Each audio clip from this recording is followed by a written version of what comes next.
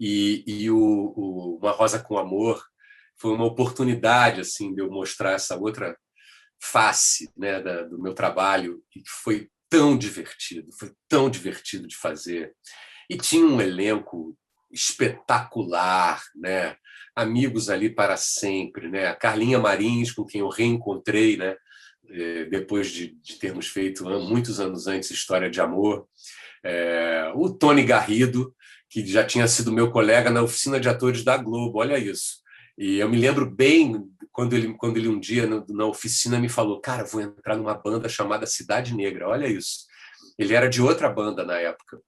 E então, assim, Beth Faria, Ednei Giovenazzi, nossa senhora, uma turma muito, Carlo Briani, uma turma muito, muito legal, Joana Lima Verde.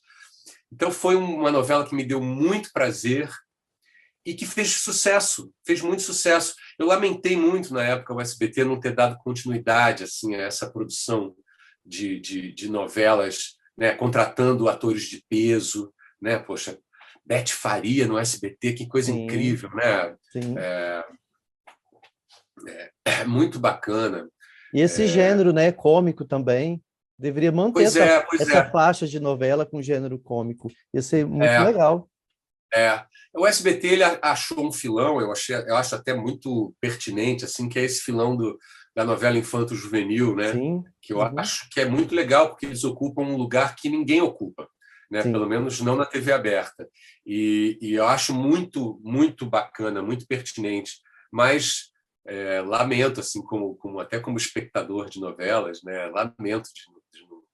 Quem sabe eles não voltam a produzir em algum momento aí uma teledramaturgia mais voltada para adultos, né, para o público adulto, que é onde a gente acaba se encaixando melhor, né? Não tem jeito.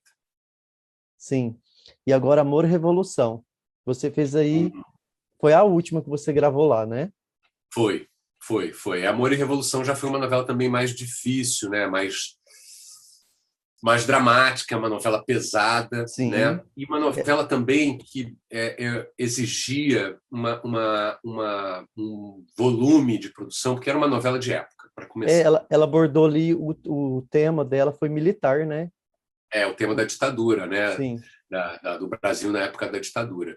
E não tem jeito, cara, porque eu me lembro que na época os militares reclamaram que eles eram colocados como vilões, mas não tem jeito. Numa ditadura, quem é que fez a ditadura? Foram os militares. Bom, se você é um ditador, você é um vilão. Não tem como você ser um cara O bacana mocinho. sendo ditador. Não tem como. Né? Então, era muito difícil não ter os militares como vilões ali, apesar do meu personagem ser um militar que, de alguma maneira, não concorda, né, com o regime, não concorda com a ditadura e se volta contra o regime militar. Se apaixona, né, por uma revolucionária, que era interpretada pela Graziella Schmidt, maravilhosamente bem.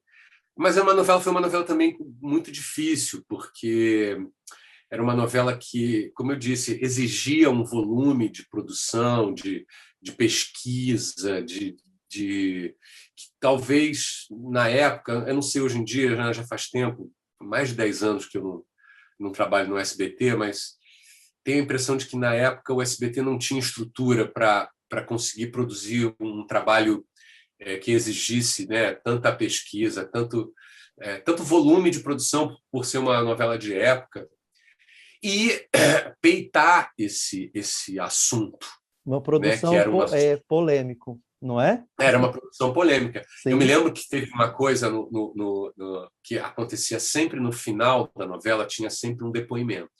Uhum. Isso talvez fosse das coisas mais bonitas da novela. Às vezes, acho até que mais contundente do que a própria novela em si, que eram esses depoimentos que aconteciam no final dos capítulos. E, claro, acabou que os depoimentos eram depoimentos contra a ditadura. Não Uhum. tinha nenhum depoimento a favor da ditadura, Sim. entendeu? E não por falta de convite. Me lembro bem que a produção chegou a convidar militares ou pessoas que pudessem até defender essa tese, né? Defender esse ponto de vista. Mas ninguém foi, ninguém quis ir, né? E depois ficaram reclamando. E aí, no meio da novela, teve uma pressão aí política, digamos assim.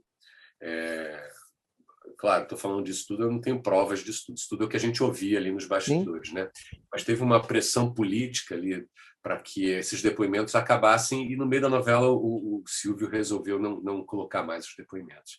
O que eu achei uma pena, porque aquilo ali é uma preciosidade. Se você pega aqueles depoimentos, junta e faz um documentário, é um material que o SBT tem, que é riquíssimo e que conta muito bem o que se passou na época da ditadura.